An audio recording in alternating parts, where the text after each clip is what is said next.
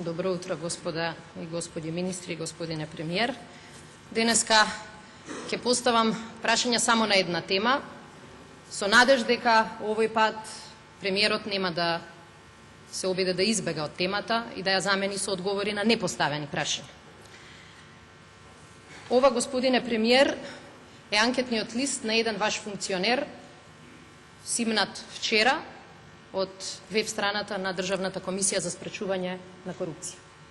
Ова е анкетниот лист на истиот тој функционер, ама даден во 2008 година, симнат тогаш од веб страната на Државната комисија за спречување на корупцијата, кој денеска нормално не е веќе достапен на јавноста. Што би рекле, господине премиер, ако ви кажам дека имотот на тој функционер за овие 5 години пораснал за нешто повеќе од 1,6 милиони евра. И тоа зборувам само за официјално пријавен имот, кој не ги зема предвид и вредноста на фирмите и нивните имоти.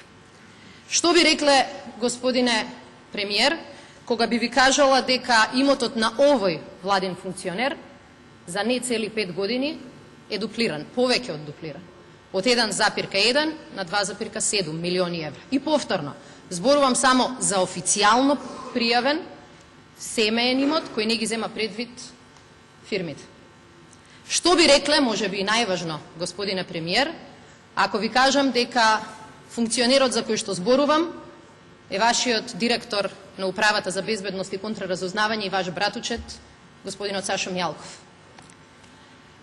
Бидејќи веќе можеме да видиме од овие два анкетни листа дека са 5 години работење во државна служба во Република Македонија, возможно е само семејниот имот да се зголеми за 1,6 милиони евра. Дали вие, господине премиер, знаете колку во исто време е порасната и вредноста на неговите фирми, бидејќи за нив не знаеме ништо повеќе од она што стои во овие анкетни листови. Дури и површен поглед на двата анкетни листа отвара уште некои дилеми. Например, ја отвара дилемата дали премиерот на оваа држава знае дека државни функционери можат и да пријават имот само по основ на часовници и семеен накид од, верувајте или не, 500.000 евра. И уште дополнителни 300.000 евра само за слики. И дали, господине премиер, можете да помислите дека во нашава богата, нели, Македонија, државен функционер во само 5 години може само по тој основ да ја зголеми вредноста на својот имот за 10 пати. Ама буквално 10 пати. Вашиот директор на Управата за безбедност и контраразузнавање и братучет пријавил дека земал половина милион евра по основ на продажба на оснивачки влог на фирма. И уште половина милион евра за продажба на собственички удел во странска фирма. Еве, ќе ги погледнете, тоа се податоци достапни вчера на веб-сајтот на Државната комисија за спречување на корупцијата. Но еве го анкетниот лист од 2008 година, на истиот човек, на истиот директор и на истиот братучет. Ке видите дека очигледно и функционерот и владата очекувала дека никој нема да го чува ваш тој анкетен лист и бидејќи јавно не е достапен, дека овие математики нема да можеме да ги направиме. Е па како е возможно во анкетниот лист 2008 година истиот функционер да пријавува само еден собственички удел и тоа само во домашна фирма? Како е возможно денеска тој да тврди дека земал не цели милион евра за продажба на удел на 2 фирми, а во исто време во денешниот анкетен лист да пријавува дека се уште е собственик не на една, не на 2, туку на 4 фирми, 2 домашни и 2 странски. Значи вака е математиката. Имал една фирма, продал 2, а денеска е собственик на 4 фирми. Кажете ми, господине премиер, која е оваа ДПМН е математика?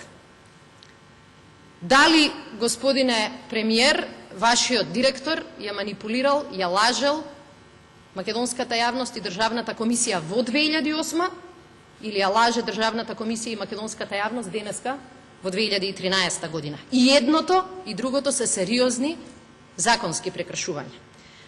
Кој е тој бизнис, господине премиер, кој што на вашиот директор, функционер, братучет, државен службеник, само на приватна сметка и само врз основа на лично пријавениот семеен имот, секоја година му носи над 19 милиони денари чиста заработувачка? Кој е тој бизнис, би било добро да се знае во оваа сиромашна Македонија. Кој е тој бизнис, господине премиер, кој на вашиот директор, функционер и прв братучет му носи само на приватна сметка, велам, и само пријавеното во анкетниот лист, околу 1000 евра дневно лична заработувачка или профит. А при тоа зборуваме за човек кој што е државен службеник. Најважно од се, дали сметате дека има некаков проблем кога во една држава шефот на тајната полиција и близок роднина на премиерот, кој е во исто време и државен службеник и приватен бизнисмен, а заработува огромни суми пари, кои практично за неколку години значат дуплирање на имотот, и тоа само оној кој што тој решил да го пријави. Би било транспарентно и би било корисно, наместо овие неточни, или да речам лажни информации, во Македонија дознаеме кои се тие фирми кои што Мјалков ги продава, а сепак остануваат во негови раце. Кои се тие фирми кои што ги продава, а сепак му носат профит и лична заработувачка од дури 1,6 милиони евра за само 5 години. Како гледате, господине премиер, кога еден ваш успешен државен службеник има една, продава две, а на крај останува со 4 приватни фирми? И како, едно успат прашање, како успева сето тоа да го направи и да биде успешен државен службеник, и функционер, и приватен собственик, кога согласно судовите во Македонија, тој не може сосема самоуверено да се вклучи во секојдневните релации. Има зголемена психичка тензија, испреплетена со низа експлицитни и имплицитни притисоци, има необјаснива и несвојствена за него вознемиреност и лутитост, има чувство на анксиозност и депресивност. Човек во Македонија да посака да биде анксиозен и депресивен, ако математиката е ваква каква што вели денешниот анкетен лист на блискиот роднина на премиерот и директор на тајната полиција. Да резимирам, имам само две прашања кои што очекувам, а мислам дека и јавноста очекува, да дадете конкретни, едноставни, јасни одговори. Кој е тој бизнис во Република Македонија и во странство со кој се занимава директорот на тајната полиција во Македонија, а кој што му овозможил за така кратко време да си го дуплира своето богатство? Кој е тој бизнис кој што го води вашиот прв братучет, кој што му овозможил за кусо време да пријави дополнителен имот од 1,6 милиони евра? Второто прашање кое што го имам е сосема кусо, ако не можете усмен, би ценела и пишан одговор. Имено, се погласни се информациите од граѓани кои што живеат во населбата Водно, дека истиот функционер и ваш близок роднина живее во нивната населба. Патем речено, таа стан, куќа или зграда во овој сегашен анкетен лист се уште не е пријавена. Би ценела, господине премиер, доколку ни информирате каде точно живее директорот на тајната полиција во Република Македонија, дали е тоа улицата Славејко Арсов и како е возможно директорот на тајната полиција и вашиот братучет да живее во стан кој не му е или куќа или зграда, кој не му е пријавен ниту во анкетниот лист, ниту во никој друг официјален документ. Благодарам.